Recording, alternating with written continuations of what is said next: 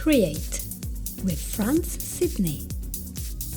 Hello everyone, welcome to Create with France. We are today doing episode 38 and we have an amazing guest. Coming all the way from Provo, Utah, we have David Butler, who is a corporate trainer and a consultant, but also a lawyer and a novelist.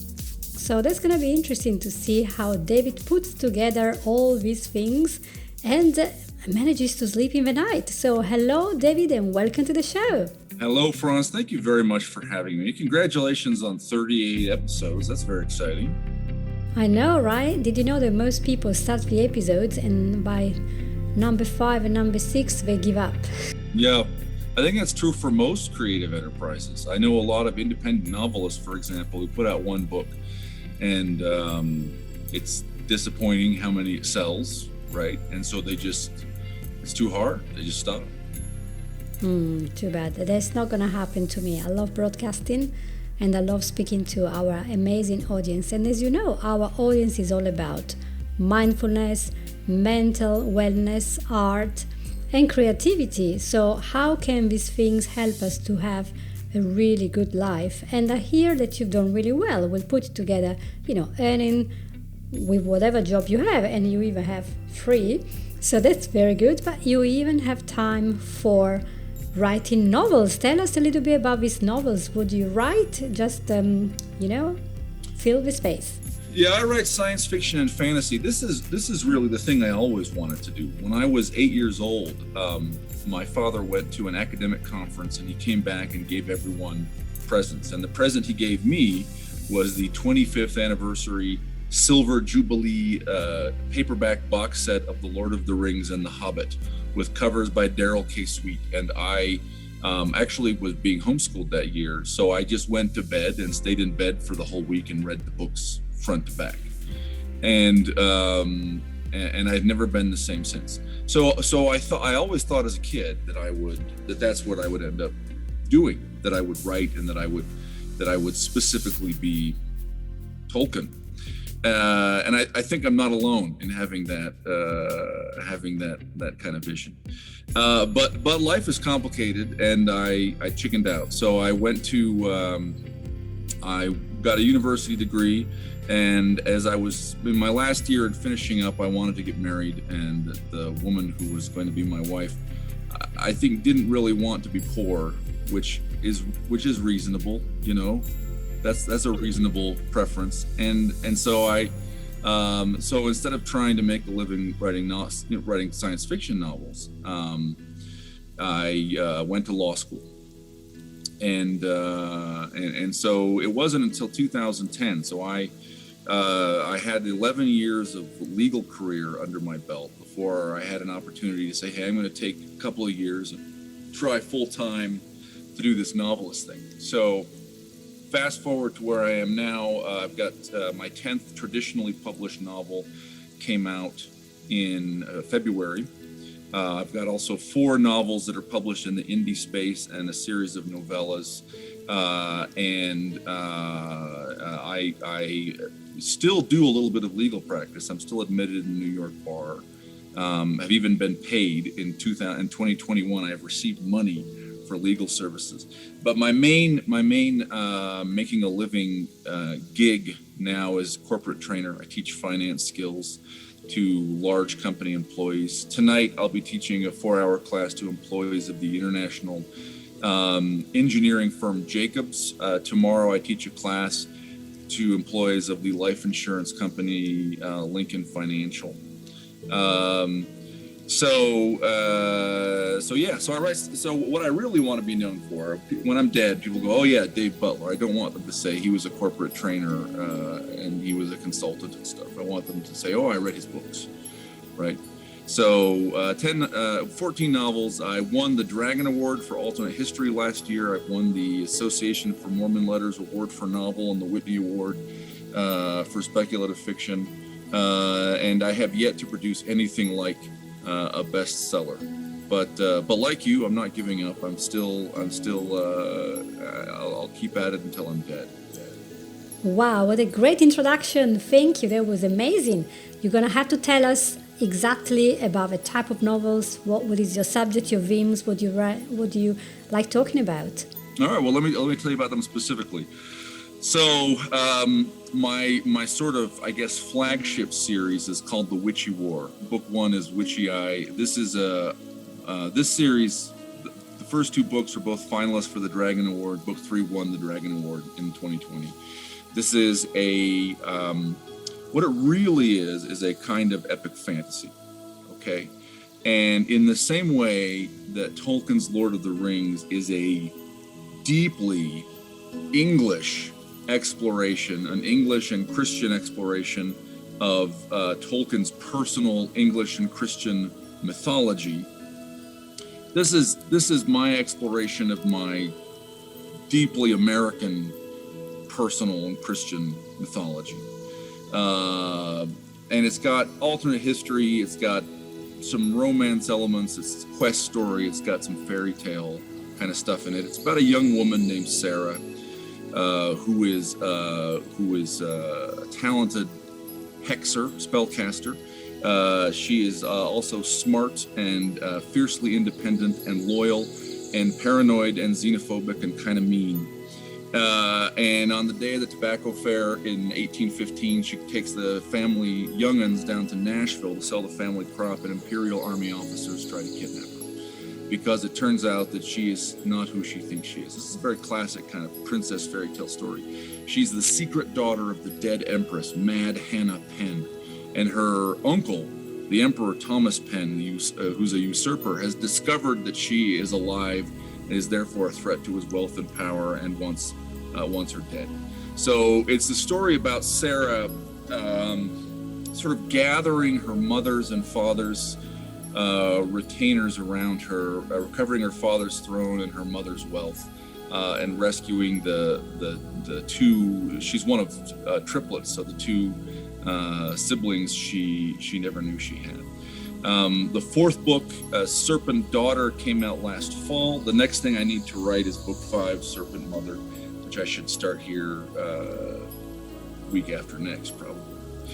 That's my biggest series. I've got 2 books co-written with Aaron Michael Ritchie, and the first book's called The Cunning Man, and the second is The Jupiter Knife. And these are set in 1935, and they are about a sugar beet farmer named Hiram Woolley, who is also practices the not only learned farming skills from his grandma Hetty, who raised him, but also learned Grandma Hetty's traditional magical lore, and uses that traditional magical lore to battle the evils of the Great Depression. So in book 1, he learns that the mine is shut down because of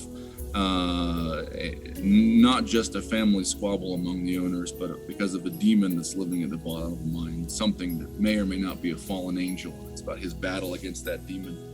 And in book 2, he deals with this is a little bit spoilers, but battles a werewolf cult. So these are set in Great Depression rural Utah. So those are my 2 sort of biggest current projects. I've got other things. I've got a dystopian series. I've got a steampunk novel called City of the Saints. I've got a book called In the Palace of Shadow and Joy, which is sort of like Thieves' World meets the Mos Eisley Cantina, about an epic poet and a voracious reader, a fierce autodidact, self-improving thug who are trying to make a living in a city completely run by mercenaries. So that's kind of my a broad view of my novels, Franz. That's amazing. I think you're gonna be so busy just thinking about these people and the structure and who's talking to who, and you probably have a tons of post-it notes everywhere of what's gonna happen, and there has to be some logic in all this, right? So what keeps you more awake at night? Is it writing down these novels or just life? I mean, how do you find the space, the compartment in your brain to organize? Because I know, having written a novel myself, which was never published, how much thinking there is a formula as well for writing a book that is really capturing, And so, I don't know, I have probably 1,000 questions, but where do you start, really? So I don't know that it is organized or compartmentalized. I actually, the opening sequence to Raiders of the Lost Ark, where Indiana Jones goes in and steals the little golden head, and then he runs, right? And I actually feel like the part where he runs. So, he has to jump over the crevasse, and the guy stole the whip, and he has to beg him for the whip back. And then there's spiders, and there's a boulder is gonna squash him, and then there's poison darts. Ugh.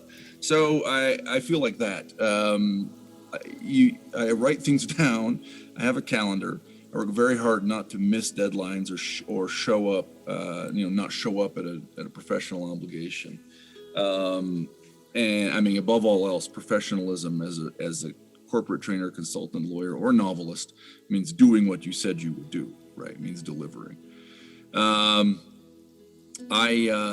are things that I don't do that I think people that consume potentially a lot of time. I haven't really watched a professional sports game in, I think, more than a decade. It might be longer than that. It might literally the last professional sports matches I recall watching was the Utah Jazz versus Chicago Bulls playoffs when I was a summer associate at Clifford Chance. So was that 1998 maybe? Just don't do it. I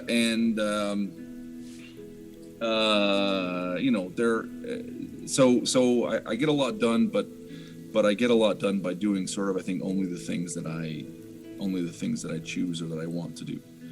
And I avoid failing by writing everything down pretty obsessively. I keep a running to-do list, which I prioritize by, coloring, right? and a calendar to make sure I don't drop any obligations. But I wouldn't say it's compartmentalized at all. In fact, one of the challenges for me is between projects, it's very hard to instantly turn one off mentally and turn the other on. And that doesn't matter so much for corporate trainer, because corporate trainer is the kind of thing where, look, you start at 6 p.m. and if you aren't there, then you don't get paid. So you just do it.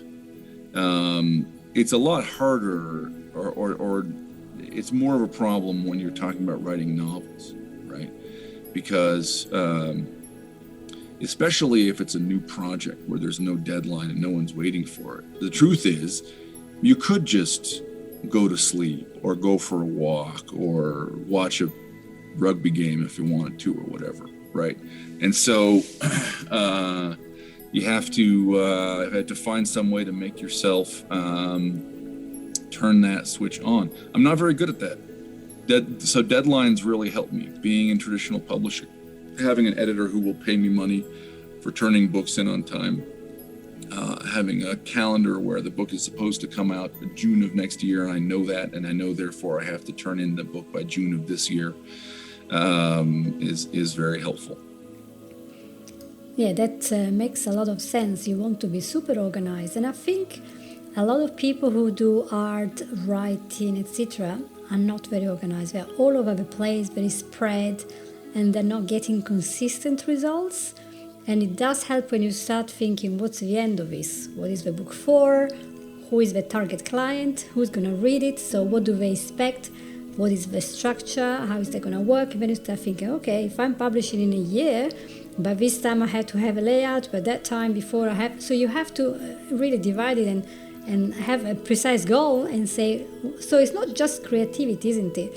And yet it's very important for the mind to do this sort of work, because obviously, let's say it, Dave, you would not be doing all this if you didn't love it.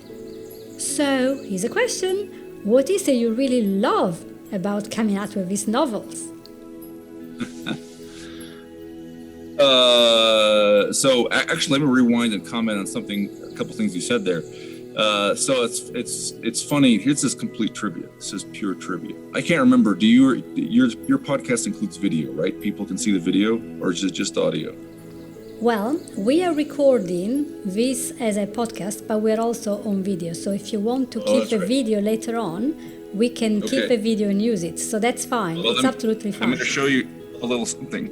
So you said it's important to know what the end is, right? This is one of the classic Stephen R. Covey 7 Habits of Highly Effective People. Habit number 1 was, I don't know if you've read this book, begin with the end in mind, right?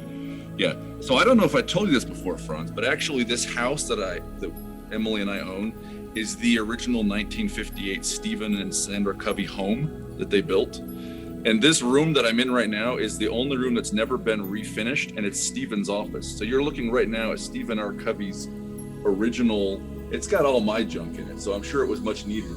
But if you can see, that's Stephen R. Covey's green shag carpet, and there's his lumpy plaster style, popcorn style plaster ceilings, and his kind of rickety wooden walls. This room was built in 1958 by Stephen R. Covey, and it has never been remodeled. So that's just some funny trivia, just because you said what you said. But I like what you said. Oh, and now my camera doesn't want to go. Oh, I see what it did. Let me say something slightly different, which I say to myself all the time. I try to do not the thing that I want to do, but the thing that I want to have done. The thing that getting up tomorrow, I would really wish that I did today. Because it's very easy to, it's an easy thing to choose what's good over what's bad, right? Usually.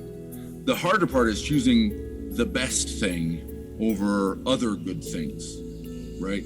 And this is super easy with even with just novels, right? People will, I should do some more research. That's probably good. But if you don't write the book, there's no book. So the best thing is you got to get started writing the book, right? So I try to choose the thing that, I say try because I fail a lot, right? But that's my principle. I try to choose the thing that I want to have done. Now, what do I love about writing novels? That's a really good question. I actually like the writing experience. I like doing the writing. It is a kind of it is a struggle. There's a lot of pain, and there's a lot of walls that seem really big until you start climbing them, and then you realize you can do it. It's just work. But every new draft, every revision just looks like an insurmountable wall. But the work is fun. You're pulling an image out of the stone. I love that. I like knowing that I will leave behind after me something more than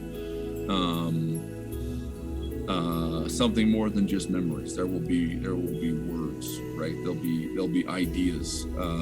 So I like engaging in the conversation of Western civilization and attempting to have an impact on the culture that way. It is wonderful to meet strangers who come up and say, "Oh, you're that guy. I read your book and I thought it was really great. When is the next one coming out?" That doesn't happen to me on a daily basis. It has happened, and it's pretty fantastic. Especially when I was young, I was a huge reader of fiction. I read a lot more nonfiction now. Another great thing is some people who are now, I don't want to say peers, but they're swimming in the same water that I am. We're writing novels. We're young novelists when I was 12 and reading their first books. My favorite living novelist is a guy named Tim Powers, who wrote Declare and The Anubis Gates and The Stress of Her Regard. I'm on a podcast with him on Wednesday. I've met Tim Powers. It's like, look, Tolkien's my favorite writer, but Tolkien's dead. I have to wait to meet him, right? But Tim Powers, I get to hang out with. This is a guy who, is kind of a hero to me. So So those are all great things. I also love that I'm not alone in this. My wife is also a published novelist, and so our kids have a very real idea about what writing books is, and have very real models for attempting to live a creative life, and I think that's very healthy for them as well. There are writers who get rich. There are a lot fewer rich writers than rich lawyers. If the goal was to be rich and have, fancy cars, then really I would have stuck with legal practice. That's the way to do it. And I do get paid. I like getting paid. That's a nice thing, right? Frankly, if I got zero paid, I don't know if I could keep it up. Why is that? I don't know. Maybe the money is just sort of an indicator that the other things are out there, that I'm having success. People, if I'm getting checks, I know people are reading the books. I know there are more people out there who are encountering my ideas, and who maybe after I'm dead will want to write their graduate paper on, their thesis on whatever, Dave Butler's interpretation of Isaiah 11 as embodied in this novel. But it isn't about the money. It is not about getting rich. That's fine. I don't think that any of the writers that are famous today, from J.K. Rowling onwards, they never thought about becoming rich. They just had something inside. It was an idea, a spark, and they decided to make something out of it. So that's something amazing about expressing yourself and coming out with all these stories that are here in our mind. It's just, how do we come up with all this? And it's true that you remember those personages, because for like 2 or 3 years, or maybe 4 or 5 years after writing my novel, I could, because it was based in Norwich, which is not so far from here, I could go to Norwich, to certain areas, and say, this is where David and Sophie first kissed. This is when they met. This is when... I'm like, wait, this has never happened. I imagine the Norwich with a lot of changes, and sometimes I would drive there and think, okay, this is where there's a Bernini Bridge and all this stuff. And it's all because I have built an entire world inside my mind. It was, and I'm probably going to stay there because I never have the courage to publish my novel, because there are a few structural issues that I just cannot be bothered to address. But you did all the work with your stuff, and I call it stuff because speaking fast, you don't come up with really selective words, and that's not even my language. Come tu sai bene, as you well. Come io so bene. Come io so bene. As you guys don't know, but David is also fluent in Italian, and we met in Italy in 1993, in May 93. Yeah, good memory. Yep. Yeah, so that's as many years. I don't want to do the maths, because then you will know my age, and that's not allowed.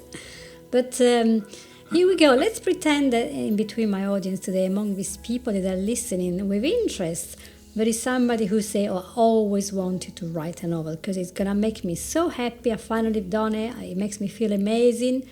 You love doing it, and this person wants to do it. And do you have any tips or hints for this person? Yeah, actually, maybe tips and also exhortations. So here's a very common misconception that I see among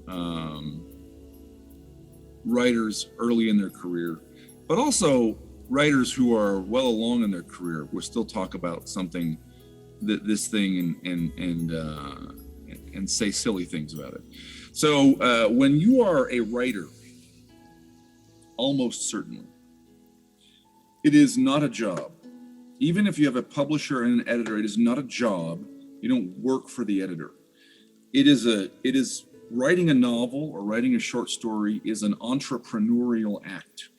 It makes you a small business person.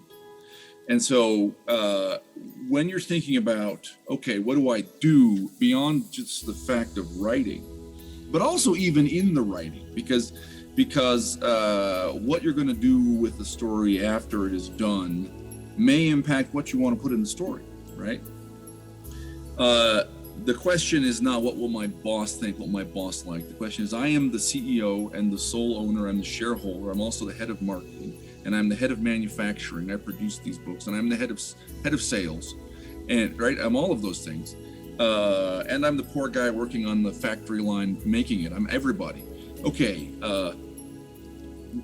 with all of those hats on, what should I write? Who should I approach? When you approach a publisher, you're not applying for a job. You are a CEO approaching a potential joint venture partner and considering whether you want to have a joint venture with that person. And that's true when you approach an agent, and it's true when you go to, if you end up deciding you're going to publish in the indie space and you want to engage someone to do layout or cover or marketing, right? You're the owner, so you got to, I would say from the start, think like you're the owner, okay? And you know what? If that feels foreign to you, and by the way, to many of us it does, although increasingly we have a gig economy, people are becoming self-employed again in recent years, it wouldn't hurt to maybe even read a couple of books about entrepreneurialism to kind of think, what does that mean that I own the business? What kind of decisions do I have to make? But brand, you own your brand. Right? Who you work with is up to you. So that's thing one. And I have two more things. Here's the second thing I would say.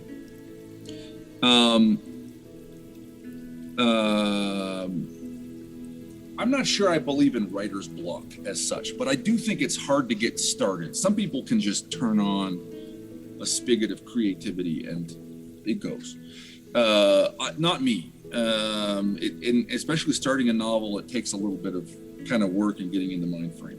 So I think what I find very helpful is to try to live a creative life, to do lots of things that are creative so that I'm in the mode as often as possible of being creative. And that means having creative hobbies like playing games and modeling and making other kinds of art, painting, and it means engaging creatively with my kids, and it means when I don't have a big novel project that I'm currently working on for a deadline, it means writing other things. So I'm really a novelist, but I think I wrote something like 6 or 7 short stories last year. I'm writing a short story right now because, and there are other reasons, but one of the reasons I said yes when the editor approached me is because, good, this will keep my hand in writing. I am still writing, even though I'm not at the moment writing a novel. So that when I turn around and go to start the novel, the car it's a warmer start. The engine is still warm, right? So I would say thing two, try to live a creative life. Do as many creative things as you can beyond what you actually view as your main creative endeavor. And there are many other things I would say, but let me say one last thing. Thing number 3, okay? This actually connects to things we said earlier. This is not deliberate, but this is good. It's come around. Especially in writing, I've seen new ways to publish develop. And I have friends who have turned to writing in those new ways to publish and have made a living. They make a living, make significantly more money than I do. But when they are writing to the market, when they're using Amazon to identify new micro genres of writing, and they're kind of dumb genres, harem novels or lit RPG is a strange kind of fantasy genre where your main character gets transported into her game and becomes her game character. They're writing them fast. They're bad. And basically, this is not true of all of them, but basically these guys have found a way to write and make money. And so they're doing it. Now, I don't object to anybody making money. This is not illegal. They're not hurting people. But I don't think they're adding anything to the culture. I think they're just throwing out a bunch of junk. And I think that there is virtually no way that any of them will be remembered or leave an impact. And I think some of these guys I know actually dislike their readers. They have a relationship where they're writing something that for them psychically is the equivalent of pornography, and they don't like it, and they don't like people who would read it. They would never read this stuff themselves. And I think that's a soul destroying act, and I think it's an act that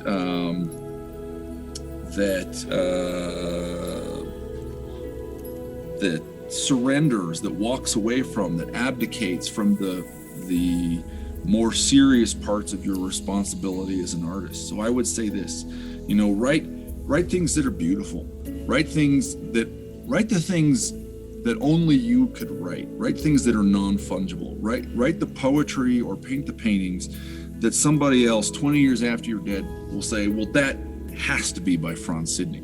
She's the only one who wrote like that, right? That was exactly how, she captured shadow or, captured texture on the canvas, or whatever. Sometimes writing the thing that is non-fungible means that you don't sell it, or you don't sell it as well. And so I would urge you to make that choice anyway. Don't write the big, gross, money-making novel. Write the delicate, strange thing that the universe has uniquely given to you and to your care to write. Thank you. That was very nice. And also, I have interviewed before another writer. It was not novels. And there was so much advice, and you added so many layers to this advice, because of course in novels you also have this message. And I think it's great. There are some books that you can read. I know people, they read tons of books every week. They read them just like when you go to McDonald's, they consume them and then they forget. And there are other books that you want to read over and over again, and there has to be a reason why you are attracted to these books. And it's nice to think, I want to create a piece of art that people want to go back to, and it's not forgotten after being consumed. So in that way, I frame your work as in this effort to really connect yourself to your public, to your audience. You are doing something that they're going to enjoy, and it's reciprocal, so you mutually enjoy being in connection with one another. So I would imagine if you were to meet your readers, you will be able to have a rather pleasant conversation, because you know what you're talking about and why you did this and why you did that. And yes, I absolutely agree with being serious about it. It's also very good for your mental health, because it's so liberating and it creates a new reality. And I think that's correct, what you were saying about not writing for the money. And a few years ago, I was in a lot of writers' groups. I'm still there, but just not very active. Life happens. And sometimes you had one of these people posting in the forum and they say, I would love to write a book. What topics could I write about? I was like, right, I think it's completely the opposite. You should have a story that is bursting out of you, a message that wants to come out, and then you think, oh, I should write a book. And these people had no idea, and they just, I wanted to sell it. What do I have to do for the marketing? They hadn't even written the book. They didn't have anything to tell to anyone. And I felt a little bit sad, because I think they missed the beauty of writing, which is like a cathartic experience. You're purging yourself from lots of stuff. It comes out, it takes a new form, and you're surprised by these characters playing their own story. I mean, for me, it was the way. Yeah, and it's revelatory, right? I mean, it gives you clarity over what you were thinking inside. I believe in the muse. I think that real art doesn't come out of your conscious mind. It's not just craft. It comes out of somewhere else. And it's also social. It's connecting. I have absolutely met many of my readers, and I have always liked them. I've never met one of my readers and thought, oh, that guy's a jerk.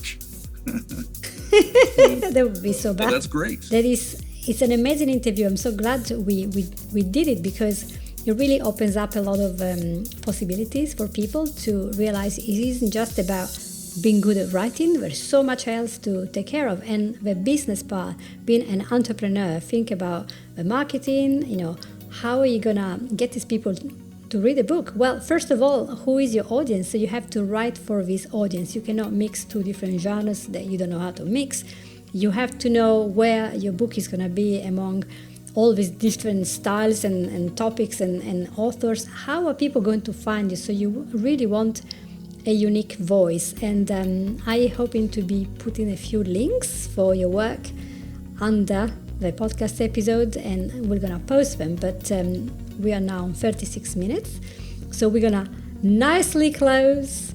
And did you want to give a last piece of advice very quickly before you go? Nope, just want to say, Franz, thank you very much. I really appreciate you having me. Well, you're very welcome, and I hope to have you back maybe when you launch your next book and tell us all about it. Who knows? Who knows? When this podcast is going to be one with thousands and thousands of downloads, you're going to say, I was in Frances' podcast when she was just in episode 38. Before everybody was listening. The Hall of Fame. Anyway, thank you, Dave, for being with us today. We hope to be hearing from you again, and thank you everyone for listening to Create with Franz. In the past episode we talked about bullying. Today we're talking about books and how books can help you to be really happy as a business person. You can be even doing 4 different jobs. And next week we're going to interview a woman called Judy Butler, and she's not related, and she's going to talk about death and how we prepare for death by making a will and avoiding in that way a lot of problems to the people who are left on the earth. So we're going to really big topics. I hope you guys are going to be tuning in to listen to Create with Franz. Thank you so much for this, and you take care. Bye, Dave. Thanks, Franz. You have listened to Create with Franz Sydney.